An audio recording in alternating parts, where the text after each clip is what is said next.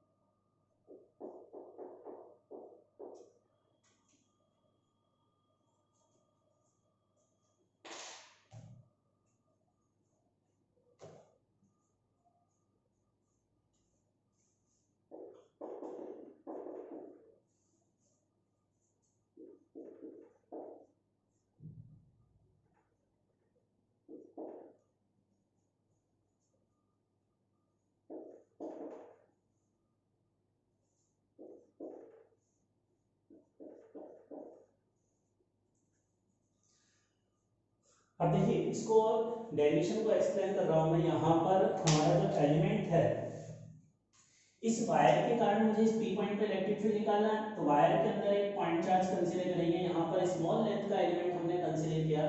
अब ये small element का जो चार्ज होगा डेल्टा क्यू, वो बराबर होगा लैम्डा इनटू डीएक्स। अब ये जो लेंथ है बहुत छोटी है, तो इसको पॉइंट चार्ज मान सकते हैं। और पॉइंट चार्ज के कारण यहाँ इलेक्ट्रिक फील्ड, यहाँ से यहाँ तक की डिस्टेंस मैंने कंसीडर की स्मॉल आर। अब पॉइंट चार्ज के कारण इलेक्ट्रिक फील्ड का फॉर्मूला होता है के क्यू अपॉन आर स्क्वायर। इससे इलेक्ट्रिक फील्ड आ गया। ये इलेक्ट्रिक फील्ड इस डायरेक्शन में आएगा। अब इसकी जगह अगर एलिमेंट यहाँ की जगह यहाँ कहीं कंसीडर करूंगा, तो उसके कारण क्या इलेक्ट्रिक फील्ड का डायरेक्शन सेम होगा? नहीं होगा ना। तो हर एलिमेंट के कारण इलेक्ट्रिक फील्ड का डायरेक्शन अलग अलग है। तो टोटल निकालने के लिए हमें इंटीग्रेशन तो करना पड़ेगा, लेकिन इंटीग्रेशन भी हमें कंपोनेंट में ब्रेक करके, जो सारे इलेक्ट्रिक फील्ड के एक्स कंपोनेंट आएंगे उनको अलग जोड़ देंगे, वाई कंपोनेंट को अलग ऐड करेंगे, और एक्स डायरेक्शन में कंपोनेंट ये कॉस में आया तो कॉस वाले कंपोनेंट को जोड़ेंगे, तो net electric field x direction में मिलेगा। इसी तरह से वाई डायरेक्शन में कैलकुलेट करेंगे। अब पहले इसको समझते हैं। लैम्डा डेल्टा क्यू की वैल्यू लैम्डा इनटू डीएक्स हो गई।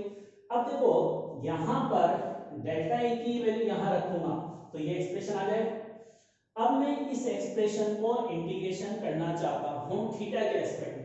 देखो यहाँ थीटा भी वेरिएबल है, एक्स भी वेरिएबल है, स्मॉल आर भी वेरिएबल है, जबकि इंटीग्रेशन में हम इंटीग्रेट एक ही टर्म के रेस्पेक्ट में कर सकते हैं। तो तीनों में से एक ही टर्म रहनी चाहिए। तो x को भी मैं थीटा की टर्म में लिख लूं, स्मॉल r को भी थीटा की टर्म में लिख लूं। उसको लिखने के लिए इस ट्रायंगल से मैंने cos थीटा लिखा base upon hypotenuse. cos theta का फॉर्मूला क्या होता है? Base upon hypotenuse. अब अगर इस ट्रायंगल में देखेंगे तो ये तो बेस है और ये हाइपोटेन्यूज है, तो बेस तो d है और हाइपोटेन्यूज r के बराबर है, तो यहां से r इसके बराबर आ गया। इसी तरह से इस ट्रायंगल में tan थीटा निकालेंगे तो परपेंडिकुलर अपॉन बेस, तो x अपॉन d, इससे x ही आया।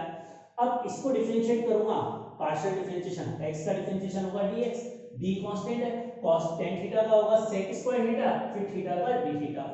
अब मुझे यहां से dx हटाना था ना, तो dx की वैल्यू तो ये रख दूंगा और स्मॉल r की वैल्यू यहां से इसमें रख दूंगा, तो स्मॉल r भी हट गया, x भी हट गया, पूरा एक्सप्रेशन थीटा में आ गया। तो इसको इंटीग्रेट कर देंगे हम।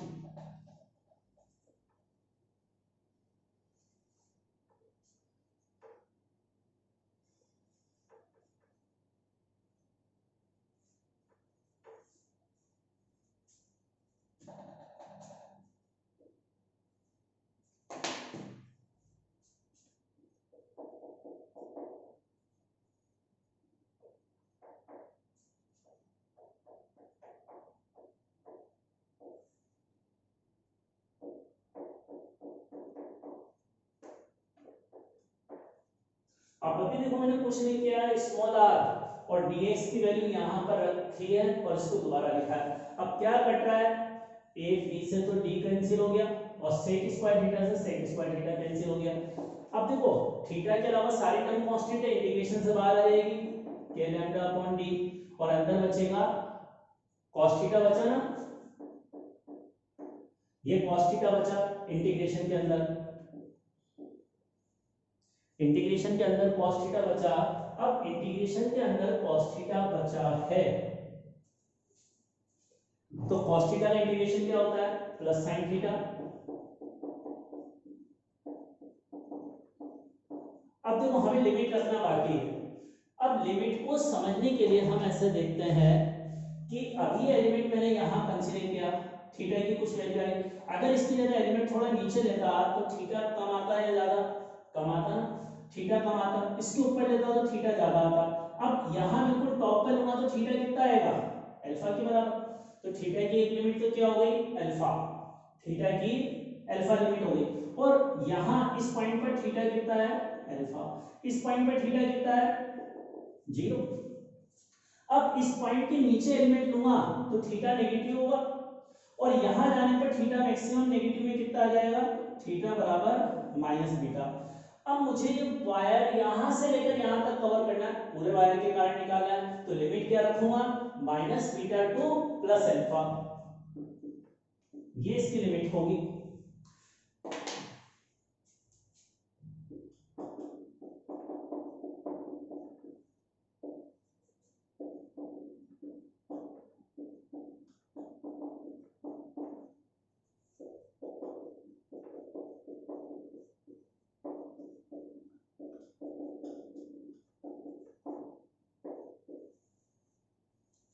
ये इस फॉर्मूले का डेरिवेशन हुआ। इसी तरह से अगर मैं y डायरेक्शन में निकालना है तो इसका इंटीग्रेशन करूंगा और इसके इंटीग्रेशन में यहाँ cos थीटा था यहाँ sin थीटा था, तो जैसे cos थीटा बचा था उसकी जगह sin थीटा बचता।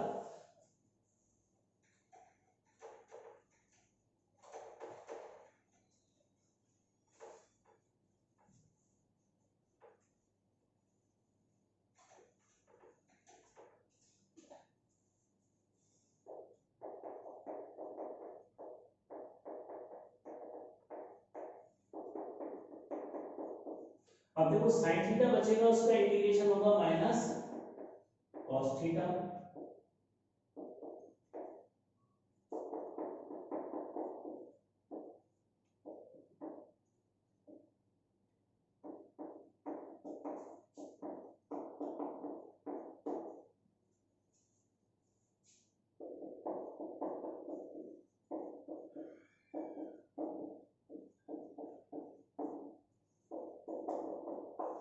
तो ये फॉर्मूला तो मैंने ऑलरेडी पहले भी डिस्कस कर दिया था, तो ये हमारा फॉर्मूले का डेरिवेशन हो गया।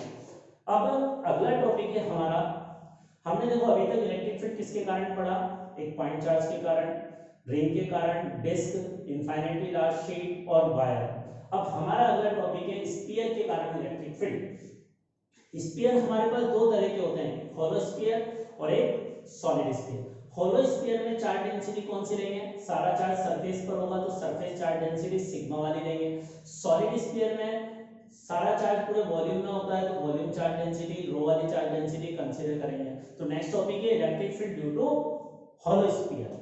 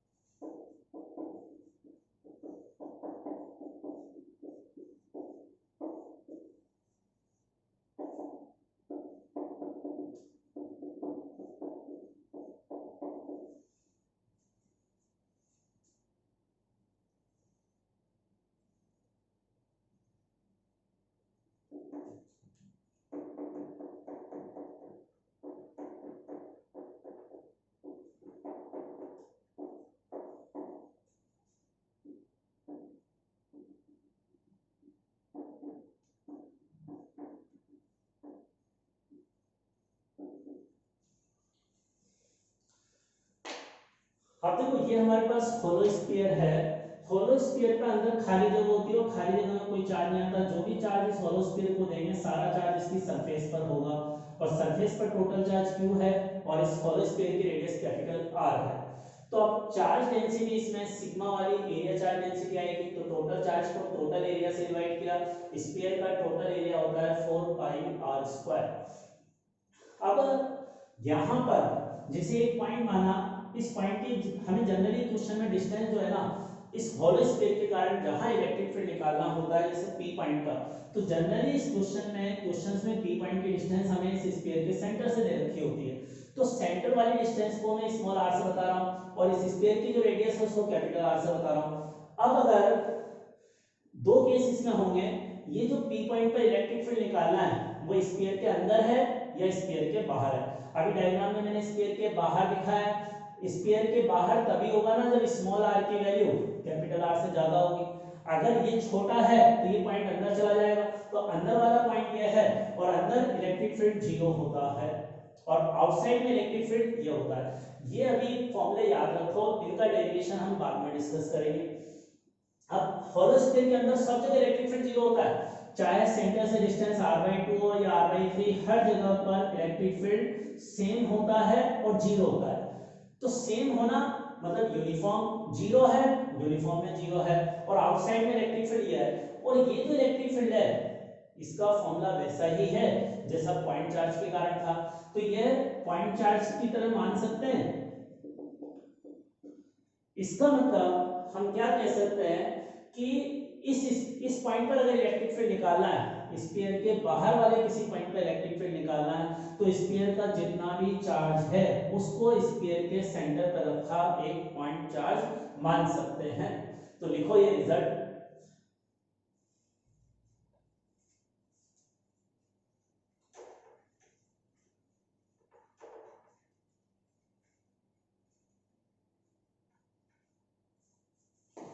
फॉर आउटसाइड पॉइंट मैं लिखा देता हूं, for outside point sphere charge can be considered as point charge situated at center of sphere. For outside point, charge of sphere can be considered as point charge situated at center of sphere. Sphere के centre पर सारे charge को मान सकते हैं outside वाले point पर electric field निकालने के लिए।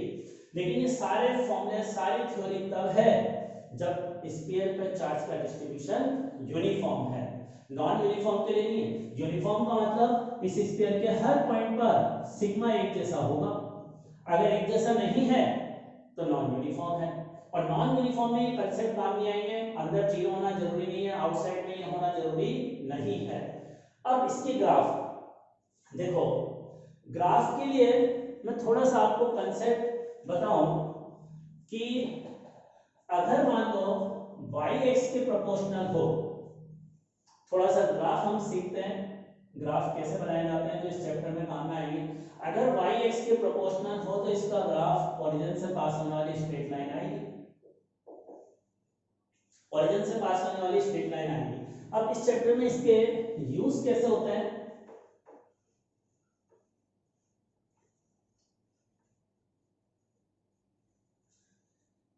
इसका यूज होगा। अगर मुझे क्वेश्चन में इलेक्ट्रिक फील्ड x के प्रोपोर्शनल दे रखा है तो ग्राफ ऐसा आ जाएगा। x या r के प्रोपोर्शनल दे रखा है तो यहाँ r यहाँ e और इसका ग्राफ स्ट्रेट लाइन होगा। अगर e r के प्रोपोर्शनल है तो एक तो ग्राफ ये होगा। एक होता है y is proportional to 1/x, इसका ग्राफ ये y is proportional to 1/x square या y is proportional to 1/√x, इन सबका ग्राफ एक जैसा ही होगा।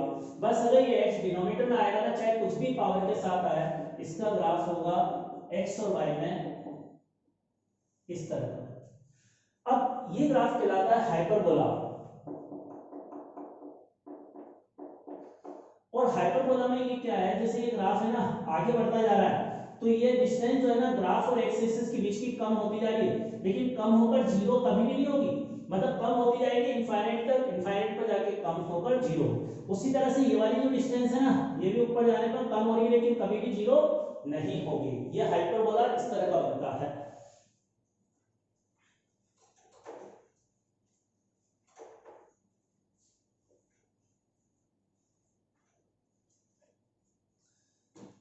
अब जैसे अगर मान लो इलेक्ट्रिक फील्ड 1/r² के प्रोपोर्शनल आया तो ग्राफ कैसा बनेगा? 1/r² आया, 1/r आया, इलेक्ट्रिक फील्ड 1/r³ आई, या किसी भी तरह का तो ग्राफ ऐसा बन जाएगा E और R में इस तरह का ग्राफ बनेगा। तो ये ग्राफ बहुत इंपॉर्टेंट है इस चैप्टर के लिए, याद रखें।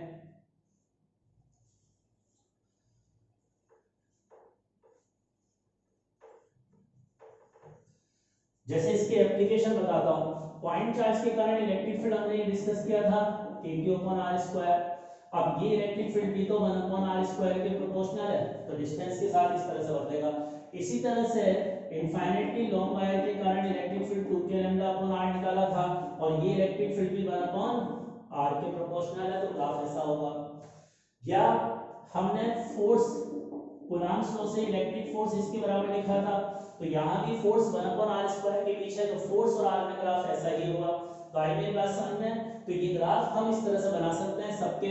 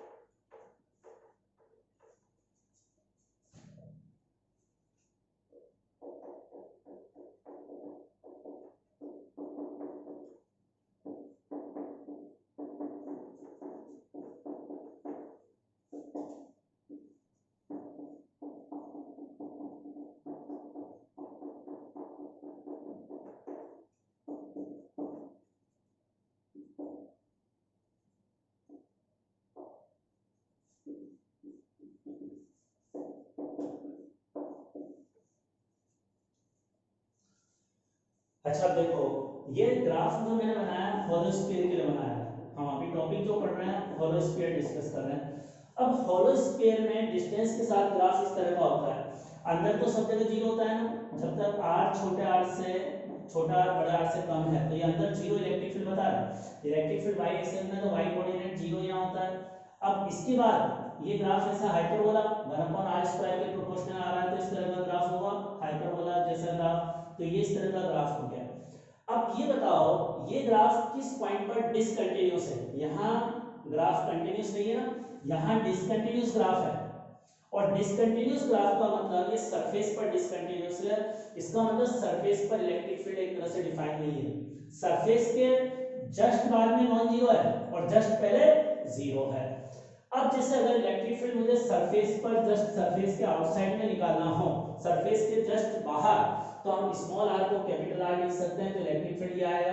k को ये लिखा जा सकता है q जो है सिग्मा इनटू एरिया लिख सकते हैं। इसे सॉल्व करने पर सरफेस चार्ज डेंसिटी की सम में इलेक्ट्रिक फील्ड का फॉर्मूला ये भी आ गया।